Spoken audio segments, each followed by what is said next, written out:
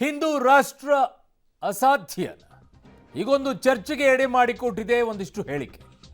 ಪೇಜಾವರ ಶ್ರೀಗಳು ಅಯೋಧ್ಯೆ ರಾಮ ಮಂದಿರ ಉಳಿಬೇಕು ಅನ್ನೋದಾದ್ರೆ ಇದು ಹಿಂದೂ ರಾಷ್ಟ್ರ ಆಗಬೇಕು ಅನ್ನುವಂಥದ್ದನ್ನ ಹೇಳಿಕೆಯನ್ನ ಕೊಡ್ತಾರೆ. ಅದಕ್ಕೆ ಸಿದ್ದರಾಮಯ್ಯನವರು ಹೇಳುವಂತಹ ಮಾತಿದೆಯಲ್ಲ ಅದು ಈಗ ಚರ್ಚೆಗೆ ಎಡೆ ಮಾಡಿಕೊಡ್ತಾ ಇದೆ. ಸಿದ್ದರಾಮಯ್ಯನವರು ಏನು ಹೇಳಿದ್ದಾರೆ ಆ ಹೇಳಿಕೆ ಬಿಜೆಪಿ ಕೆಂಡಕಾರೋ ರೀತಿಯಲ್ಲಿ ಮಾಡ್ತಾ ಇದೆ. ಹಾಗಿದ್ದಾಗ ಈ ದೇಶ ಹಿಂದೂ ರಾಷ್ಟ್ರ ಆಗಬೇಕು ಅನ್ನುವಂಥ ಕನಸು ಬಹುಸಂಖ್ಯಾತರದ್ದಿದೆಯಲ್ಲ, ಅದು ಸಾಧ್ಯನಾ? ಮಾಡಬಹುದಾ? ಮಾಡೋದಾದ್ರೆ ಹೇಗೆ?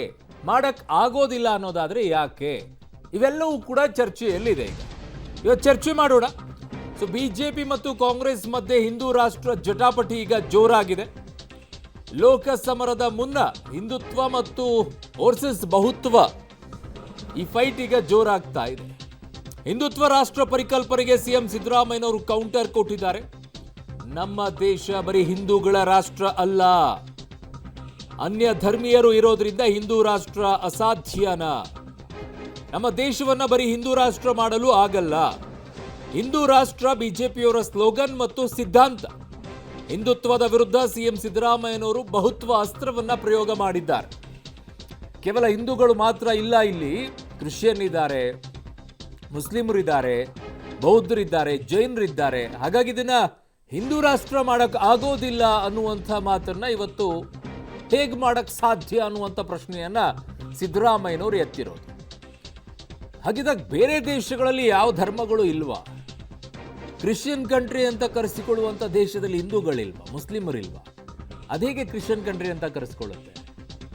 ಮುಸ್ಲಿಂ ಕಂಟ್ರಿಗಳೇ ತೆಗೆದುಕೊಳ್ಳಿ, ಅವು ಮುಸ್ಲಿಂ ದೇಶ ಅಂತ ಕರೆಸಿಕೊಳ್ಳುವಂತಹ ದೇಶಗಳಲ್ಲಿ ಅಲ್ಲಿ ಹಿಂದೂಗಳಿಲ್ವಾ, ಅಲ್ಲಿ ಕ್ರಿಶ್ಚಿಯನ್ಸ್ ಇಲ್ವಾ? ಅಲ್ಲೂ ಇದ್ದಾರೆ. ಆದರೂ ಯಾಕೆ ಅವರು ಆ ದೇಶವನ್ನ ಇಸ್ಲಾಂ ಕಂಟ್ರಿ, ಕ್ರಿಶ್ಚಿಯನ್ಸ್ ಕಂಟ್ರಿ ಈ ರೀತಿ ಯಾಕೆ ಕರ್ಕೊಳ್ತಾರೆ? ಹೇಗೆ ಇದು ಮಾತ್ರ ಸಾಧ್ಯ ಇಲ್ಲ ಅನ್ನುವಂಥ ವಾದ ಹೇಗೆ ಬರ್ತಾ ಇದೆ ಅನ್ನುವಂಥ ಒಂದು ಪ್ರಶ್ನೆ ಇದೆ. ಅದನ್ನು ಇವತ್ತು ಚರ್ಚೆಗೆ ಒಳಪಡಿಸೋಣ. ಸೊ ರಾಮ ಮಂದಿರ ಉಳಿಬೇಕಾದ್ರೆ ಭಾರತ ಹಿಂದೂ ರಾಷ್ಟ್ರವಾಗಬೇಕು. ಪೇಜಾವರ ಶ್ರೀ ಹೇಳಿಕೆಗೆ ಮುಖ್ಯಮಂತ್ರಿ ಸಿದ್ದರಾಮಯ್ಯನವರು ಖಂಡನೆಯನ್ನ ವ್ಯಕ್ತಪಡಿಸಿದ್ದಾರೆ. ಸಾಫ್ಟ್ ಹಿಂದುತ್ವದ ಕಾರ್ಡ್ ಪ್ಲೇಯನ್ನ ಮಾಡಿದ್ರ ಸಿದ್ದರಾಮಯ್ಯನವರು. ಲೋಕಸಭೆಯ ಚುನಾವಣೆ, ಮತ್ತೊಂದು ಕಡೆಗೆ ರಾಮ ಮಂದಿರದ ಉದ್ಘಾಟನೆ. ಹಿಂದುತ್ವ ವರ್ಸಸ್ ಬಹುತ್ವ ಫೈಟ್ ಮತ್ತಷ್ಟು ಜೋರಾಗುತ್ತಾ?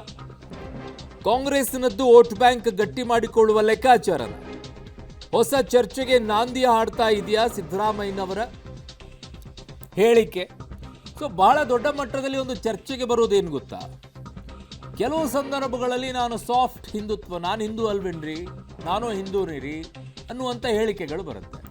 ಹಿಂದೂ ರಾಷ್ಟ್ರ ಆಗಬೇಕು ಅನ್ನುವಂಥ ಸಂದರ್ಭಗಳು ಬಂದಾಗ ಆ ನಿಲುವುಗಳು ಯಾಕೆ ಬರೋದಿಲ್ಲ? ಹಿಂದೂ ರಾಷ್ಟ್ರ ಆಗಿಬಿಟ್ರೆ ಇನ್ನುಳಿದಂಥ ಕ್ರಿಶ್ಚಿಯನ್ಸ್ ಇಲ್ಲಿ ಇರಬಾರ್ದು ಅಂತ ಇದೆಯಾ? ಮುಸ್ಲಿಮ್ಸ್ ಇಲ್ಲಿ ಇರಬಾರ್ದು ಅಂತ ಇದೆಯಾ? ಜೈನರಿಲ್ಲಿ ಇರಬಾರ್ದು ಅಂತ ಇದೆಯಾ? ಬೌದ್ಧರಿಲ್ಲಿ ಇರಬಾರ್ದು ಅಂತ ಇದೆಯಾ? ಅಲ್ವೇ ಇಲ್ವಲ್ಲ. ಹಂಗೆ ಆದರೂ ಈ ವಾದ ಯಾಕೆ ಬರ್ತಾ ಇದೆ? ಓಕೆ, ಏನ್ ಮಾತನಾಡಿದ್ದಾರೆ ನೋಡೋಣ. ಅದು ಬಿಜೆಪಿ ಸ್ಲೋಗನ್. ಜನಸಂಘ ಪ್ರಾರಂಭ ಆದದ್ದು 1950ನೇ ಇಸ್ವಿ. 50ನೇ ಇಸ್ವಿನಲ್ಲೇ ಹೇಳಿದ್ರು ಹಿಂದೂ ರಾಷ್ಟ್ರ ಮಾಡ್ತೀವಿ. ನಮ್ಮ ದೇಶ ಬರೀ ಹಿಂದೂಗಳ ರಾಷ್ಟ್ರ ಅಲ್ಲ, ಬರೀ ಹಿಂದೂಗಳೇ ಇಲ್ಲ ನಮ್ಮ ಸಮಾಜದಲ್ಲಿ. ಕ್ರಿಶ್ಚಿಯನ್ರಿದ್ದಾರೆ, ಮುಸಲ್ಮಾನರಿದ್ದಾರೆ, ಸಿಖ್ರಿದ್ದಾರೆ, ಬೌದ್ಧರಿದ್ದಾರೆ, ಜೈನರಿದ್ದಾರೆ, ಮುಸಲ್ಮಾನರಿದ್ದಾರೆ. ನಮ್ಮ ದೇಶ ಬಹುತ್ವದ ದೇಶ. ಬರೀ ಹಿಂದೂಗಳ ರಾಷ್ಟ್ರ ಮಾಡೋಕ್ಕಾಗಲ್ಲ ಈ ದೇಶನ.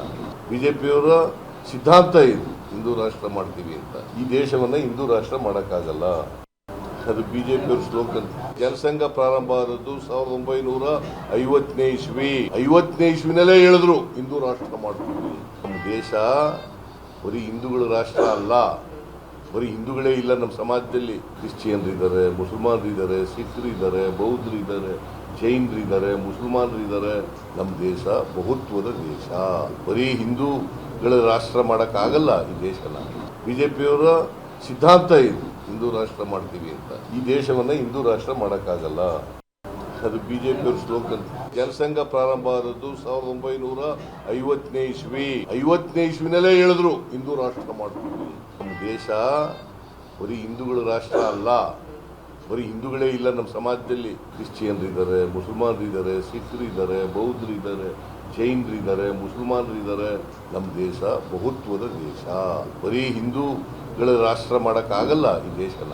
ಬಿಜೆಪಿಯವರ ಸಿದ್ಧಾಂತ ಇದು, ಹಿಂದೂ ರಾಷ್ಟ್ರ ಮಾಡ್ತೀವಿ ಅಂತ. ಈ ದೇಶವನ್ನ ಹಿಂದೂ ರಾಷ್ಟ್ರ ಮಾಡೋಕ್ಕಾಗಲ್ಲ. ಇದು ಮಾನ್ಯ ಮುಖ್ಯಮಂತ್ರಿಗಳ ಮಾತು.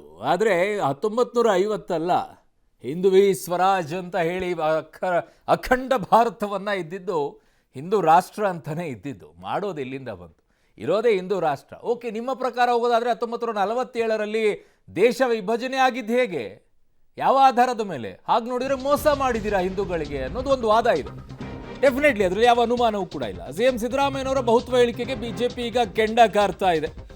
ಸೊ ಹಿಂದೂ ರಾಷ್ಟ್ರ ಕಲ್ಪನೆ ದೇಶದ ಕೋಟ್ಯಾಂತರ ಜನರ ಸಂಕಲ್ಪ. ಹಿಂದೂ ರಾಷ್ಟ್ರ ಕಲ್ಪನೆಗೆ ಅವಕಾಶ ನೀಡದಿರಲು ನೀವು ಮೊಘಲರಲ್ಲ. ಮೊಘಲರೇ ಮತ್ತೆ ಹುಟ್ಟಿ ಬಂದರೂ ಕೂಡ ಸಾಧ್ಯ ಇಲ್ಲ. ಭಾರತವೆಂದ್ರೆ ಹಿಂದುತ್ವ, ಹಿಂದುತ್ವ ಅಂದ್ರೆ ಬಹುತ್ವ.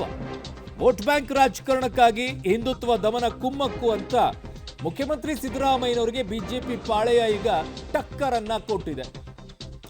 ಸೊ ಶುಡ್ ಅಂಡರ್ಸ್ಟ್ಯಾಂಡ್, ಈ ದೇಶ ವಿಭಜನೆ ಆಗಿದ್ಯಾ ಅದಕ್ಕೋಸ್ಕರ. ಇತಿಹಾಸಗಳ ಪುಟಗಳನ್ನ ತೆರೆದ್ರೆ ಕ್ರಿಶ್ಚಿಯನ್ಸ್ ಇಲ್ಲಿ ಬರೋಕ್ಕಿಂತ ಮುಂಚೆ ಈ ದೇಶ ಏನಿದ್ದು, ಮುಸ್ಲಿಮ್ಸ್ ಬರೋಕ್ಕಿಂತ ಮುಂಚೆ ಈ ದೇಶ ಇದ್ದಿದ್ದೇನು? ಅಖಂಡ ಭಾರತ. ಶಿವಾಜಿ ಮಹಾರಾಜರು ಅವತ್ತೇ ಹೇಳಿದ್ದೇನು? ಹಿಂದುವಿ ಸ್ವರಾಜ್ ಅಂತ ಕರೆದಿದ್ದೇನಕ್ಕೆ? ಹಿಂದೂಸ್ತಾನ್ ಅಂತ. ಈ ಉಳಿದವ್ರು ಯಾಕೆ ಕರೀತಾರೆ ಇದನ್ನು? ಈ ಭಾಳ ಇದೆ, ಅದನ್ನು ಹೇಳ್ತಾ ಹೋಗ್ಬಿಟ್ರೆ ಡಿಫ್ರೆಂಟ್ ಆಗುತ್ತೆ. ಹಾಗಾದರೆ ಇನ್ನೊಂದು ರೀತಿಯಾಗಿ ಹೇಳಬೇಕಾಗತ್ತೆ. 47 ಆ ಕಡೆಗೆ ಪಾಕಿಸ್ತಾನ ಮುಸ್ಲಿಮರು ಹೋದಾಗ ಈ ಕಡೆಗೆ ಇದನ್ನು ಹಿಂದೂ ರಾಷ್ಟ್ರ ಅಂತ ಮಾಡಬೇಕು ಅಂತಲೇ ಇದ್ದಿದ್ದು. ಅದನ್ನು ಯಾಕೆ ಮಾಡಲಿಲ್ಲ? ಅದನ್ನು 70 ಸಂದರ್ಭದಲ್ಲಿ ನೀವು ಯಾಕೆ ಅದನ್ನು ಸೆಕ್ಯುಲರ್ ಅಂತ ಮಾಡಿದ್ರಿ? ಅಥವಾ 47ರಿಂದ 70ರವರೆಗೂ ನೀವು ಯಾಕೆ ಅದನ್ನು ಬಿಟ್ಟಿದ್ರಿ? ಇದನ್ನೊಂದು ವಾದ ಬರುತ್ತೆ ಅಲ್ವಾ? ಇದನ್ನ ಯಾಕೆ ಮಾತನಾಡೋದಿಲ್ಲ ಯಾರು? ಸೊ ಏನು ಮಾತನಾಡಿದರೆ ನೋಡೋಣ. ಪ್ರಪಂಚದಲ್ಲಿ ಇರೋದು ಒಂದೇ ರಾಷ್ಟ್ರ, ಇದು ಭಾರತ ರಾಷ್ಟ್ರ, ಹಿಂದೂ ರಾಷ್ಟ್ರ. ಹಾಗಾಗಿ ಸಿದ್ದರಾಮಯ್ಯ ಅವರು ಯಾವುದೋ ಅಮಲಿನಲ್ಲಿದ್ದಂಗಿದ್ದಾರೆ. ಇಲ್ಲಿನ ಹಿಂದೂ ರಾಷ್ಟ್ರ ಅಂತ ಹೇಳಿದ್ರೆ ಬರೀ ಹಿಂದೂಗಳೇ ವಾಸ ಮಾಡ್ತಾ ಇಲ್ಲ ಅನ್ನೋದು ನಾನು ಒಪ್ಕೊಳ್ತೇನೆ. ಆದರೆ ಹಿಂದೂ ಅಂತ ಹೇಳಿದ್ರೆ ಈ ದೇಶದ ಕಲ್ಚರ್ ಹೆಸರದು. ಹಿಂದೂ ಕಲ್ಚರ್, ಹಿಂದೂ ಧರ್ಮ, ಹಿಂದೂಸ್ತಾನ, ಇದನ್ನು ಅರ್ಥ ಮಾಡ್ಕೊಳ್ಬೇಕು. ಹಾಗಾಗಿ ಹಿಂದೂಗಳು ಅಂದ್ರೆ ಮುಸಲ್ಮಾನರು ವಿರೋಧ ಮಾಡ್ತಾರೆ, ಕ್ರಿಶ್ಚಿಯನ್ರನ್ನ ವಿರೋಧ ಮಾಡ್ತಾರೆ ಅಲ್ಲ. ಇದು ಹಿಂದೂ ರಾಷ್ಟ್ರ ಹೌದು, ಭಾರತ ರಾಷ್ಟ್ರ, ಹಿಂದೂ ರಾಷ್ಟ್ರ. ಇದನ್ನ ಕರೆಯೋದಕ್ಕೆ ನಿಮಗೆ ಭಯ ಇದ್ರೆ ನಮಗಂತೂ ಭಯ ಇಲ್ಲ. ಇಡೀ ಪ್ರಪಂಚದಲ್ಲಿ ಒಂದೇ ದೇಶ ಇರೋದು. ಇದನ್ನು ಅರ್ಥ ಮಾಡ್ಕೊಳ್ಬೇಕು ಅಂತೇಳಿ ನಾನು ಮಾನ್ಯ ಸಿದ್ದರಾಮಯ್ಯ ಅವ್ರಿಗೆ ಹೇಳೋದಕ್ಕೆ ಬಯಸ್ತೇನೆ.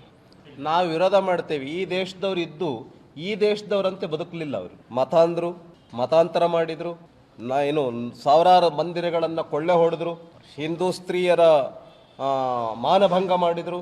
ಈ